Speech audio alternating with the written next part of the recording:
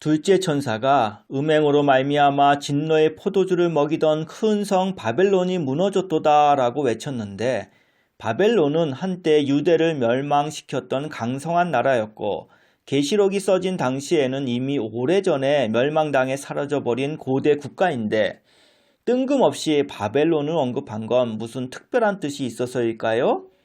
아닙니다. 이건 단지 그 당시 바울 생각에 로마 제국은 음행이 판쳤던 고대 바벨론이 되살아난 것 같아 보였고, 얼마 못 가서 강성한 그 제국도 바벨론처럼 무너져 내릴 것이라는 예상이 들었기에 천사의 외침에다 이렇게 예언이랍시고 허접한 것을 집어넣었을 뿐입니다. 알고 나니까 참 어처구니 없지요? 셋째 천사가 짐승과 그 우상에게 표받고 경배하면 하나님의 진노의 포도주를 마시게 되고 불과 유황으로 고난의 연기가 세세토록 올라가게 될 것이다 라면서 무섭게 겁주고 있는데, 짐승, 우상, 짐승의 표 하는 말들은 이미 지난 시간에 바울이 전부 조작한 것임을 밝혀놓았으니 이 구절 모두가 가짜임이 명백히 드러나지요? 알게 되니까 보이시잖아요. 바울이 두 짐승 가지고 여기서도 우려먹고 있는 모습을 말이죠. 모르는 사람에겐 무시무시한 협박으로 잘 통하니 계속 써먹는 것 아니겠어요?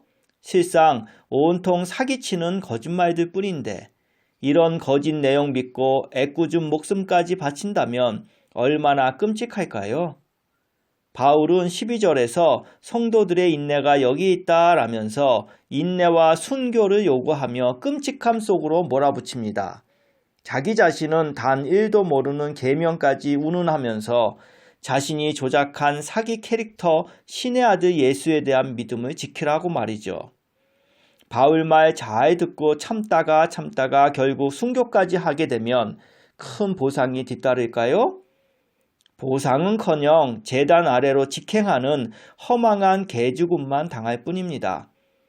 안 되겠다 싶은 바울은 13절에서 주 안에서 죽는 자들은 복이 있다라며 인류 최악의 거짓말, 곧 지옥 고통 속으로 곤두박질 치게 만드는 뻥을 치고, 그것도 모자라 성령이 이르시되 그러하다라는 구절로 성령 말씀까지 날조해버린, 그야말로 간이 배 밖으로 나와버린 극악을 저지르고 말았습니다.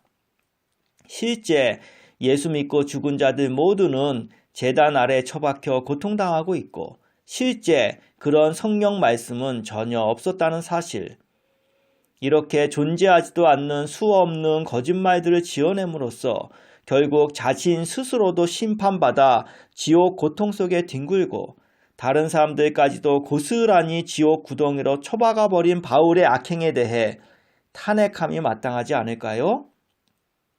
그런데 바울을 탄핵하기에 앞서 먼저는 이런 사기꾼의 실체를 전혀 모르고 있었던 무지한 제 자신부터 탄핵함이 마땅하리라 봅니다.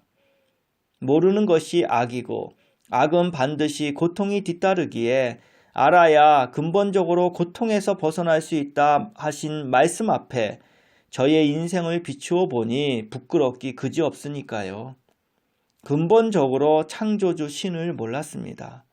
저는 확인하고 검증해서 사실로 밝혀놓은 것이 하나도 없었던 신학교라는 데에서 신을 전혀 만나본 적도 없는 사람들로부터 신에 대해 이러쿵저러쿵 배웠을 따름이고, 그러다 보니 그저 조작된 성경 내용에서 도출해낸 수많은 거짓 이론들과 가짜설들을 참이라고 믿고 왔던 거지요.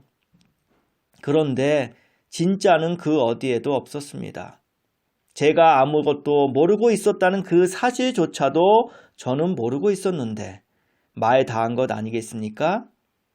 사리와 합리를 내팽개치고 살아온 이 무지몽매함, 이렇게까지 모르고 온 데는 그저 나는 안다, 나는 잘났다, 나는 배운 놈이다 라는 지독한 잘난 체가 저를 망쳐왔습니다. 참된 것을 못 보고 못 느끼게 만든 그것, 속이 텅텅 빈 그야말로 요란한 빈 깡통임에도 아는 체하고 잘난 체했던 그 위선과 거짓 체면치레는 저를 고통의 길과 병신 같은 삶으로 이끌었던 겁니다. 그렇게 용으로 행세했으나 실상 초라한 뱀에 불과한 악령들의 실체가 제게서 고스란히 나왔음에도 사람들 앞에서 심지어 제 자신에게조차 없어도 있는 척, 몰라도 아는 척, 뭐라도 된 척 가면 쓰고 살았기 때문에 신을 찾기는 했으나 결정적으로 신을 못 만났던 거지요. 그러기에 언제나 제 속에 자리 잡고 있었던 허탈한 마음은 가실 길이 없었고 무지에서 오는 근본적인 악함과 고통은 해결하지도 못한 채 허전하고 허탈한 마음만 가득 안고 세상 떠날 운명이었는데 건져주셔서 계명을 알게 해주시니 말로 다 할 수 없는 이 개운함과 만족은 세상 천지 어디에서도 얻을 수 없었던 오직 선하신 신께로부터 오는 참된 개운함과 만족이었던 겁니다. 그러니 감사할 따름이지요.